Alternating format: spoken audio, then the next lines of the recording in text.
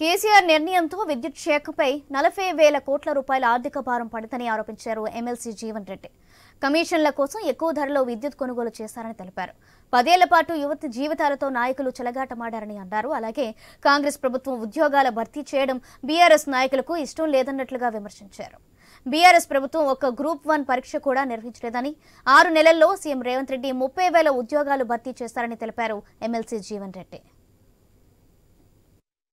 10 సంవత్సరాలు నిరుద్యోగ యువతి యువకులతో ఏదైతుందో వాళ్ళ జీవితాలతో చెలగాటాలాడి ఈ తెలంగాణ రాష్ట్ర సాధన కొరకు ఏదైతుందో ఆత్మత్యాగాలు బలిదానాలు చేసుకున్నటువంటి ఒక తెలంగాణ యువత రాష్ట్రంలో కాంగ్రెస్ ప్రభుత్వం ఏర్పడ్డ తదుపరి ఒక నిర్ణీత కాల వ్యవధిలో ఇలా ప్రభుత్వంలో ఉన్న ఖాళీలన్నీ భర్తీ చేయబడే విధంగా ఏదైతుందో ఇలా ఉద్యోగాల భర్తీ ప్రక్రియను చేపడుతుంటే for the last 12 years Telangana రాష్ట్ర ఏర్పడ్డ తదుపరి 10 సంవత్సరాల కాలం మీరు 2 పర్యాయాల అధికారానికి వచ్చి ఒక గ్రూప్ 1 ఎగ్జామ్ నిర్వహించలేదు.